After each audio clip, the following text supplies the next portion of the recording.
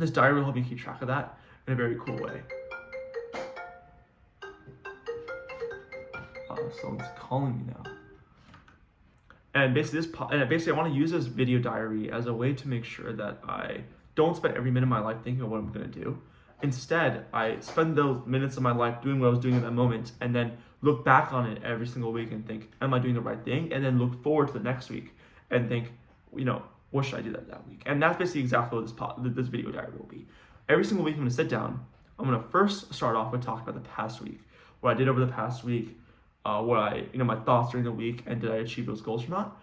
This week won't be like that. I'll just say what I did over the past week. The second part is going to be me analyzing, what did I do, what I did this week. Was that in line with the goals that I had for this week? Why or why not? And did I follow through with them?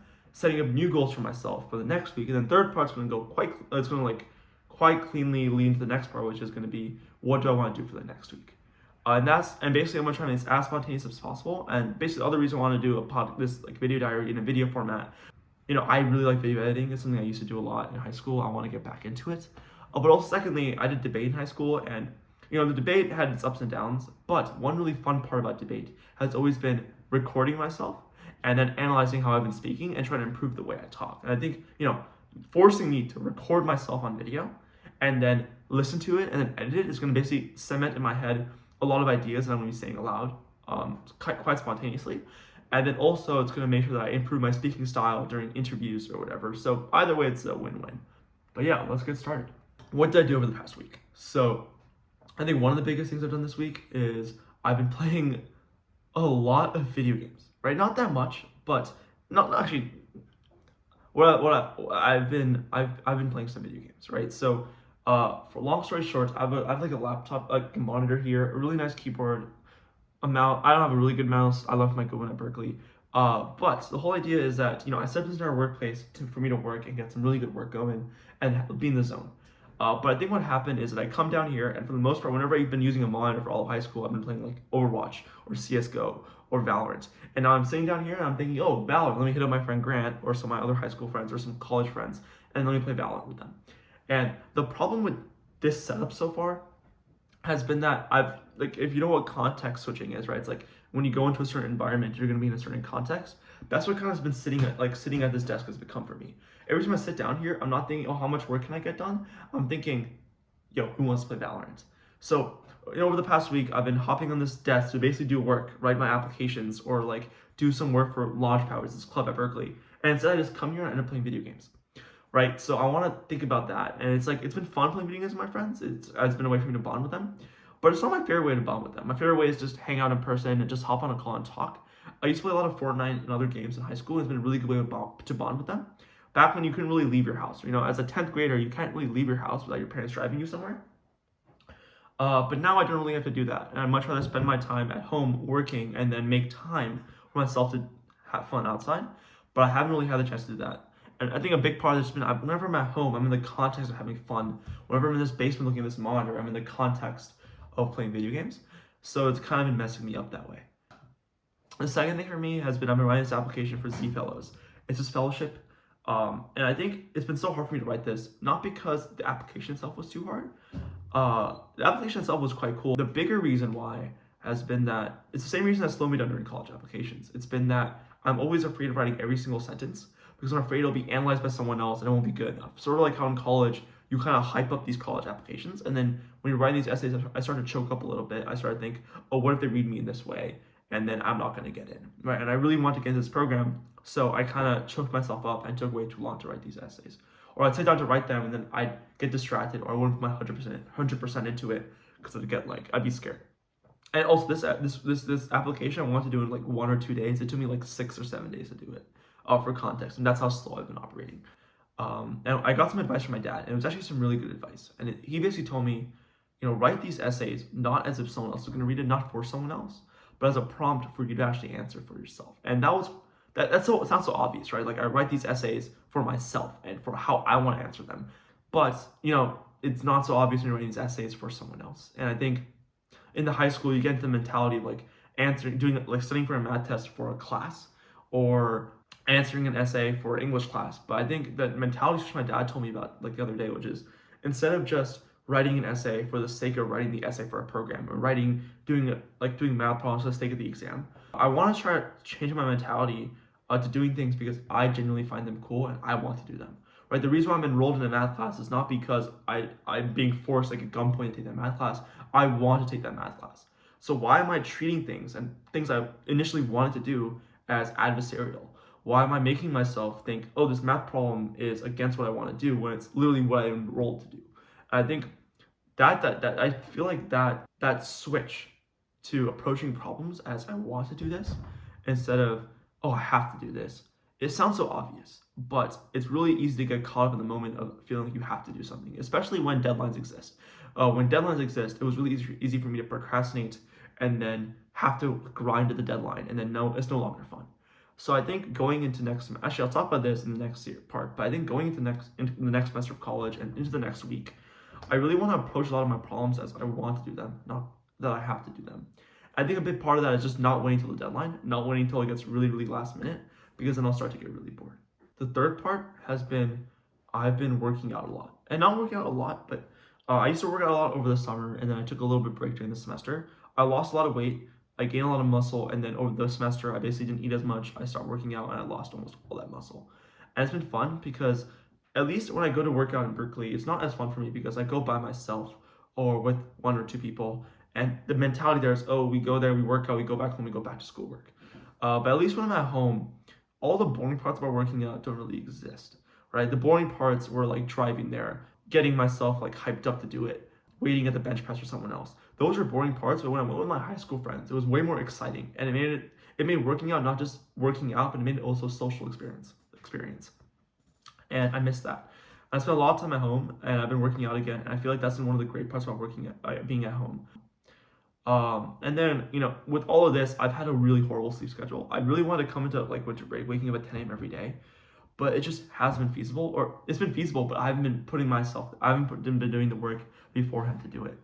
The biggest reason why is because I've been like hanging out with my friends, my high school friends, pretty late at night, like till 4, 5, 6 a.m. The other thing that really messed me up was that I got the COVID vaccine, so I couldn't sleep for like an entire night. And then probably the worst part of all is that once you have a pretty bad sleep schedule, you would wake up at like what 4, 5, 6 p.m. And then I wouldn't get that much work done that day because I'd wake up, work out, eat food, and then now it's sleeping time. And then I'd feel like I didn't get anything done that day, and then I would have even more trouble sleeping. So it's been kind of like a perpetual loop. So I think going to next week, I want to find a better way to manage my sleep, and also realize that some days I'll be less productive than others, but I gotta trust myself that if I sleep night now, if I put the time in right now to go to bed, that I will be productive the next day, and that's something I want to work on. And it kind of taught me that I need to get stuff done during the day to feel like I deserve to sleep or I deserve to end my day. Let's go into like my big goals. So I mentioned this earlier, but I really enjoy solving problems. I don't know whether that's like what I enjoy, like whether that's in the startup realm or whether that's in the research realm.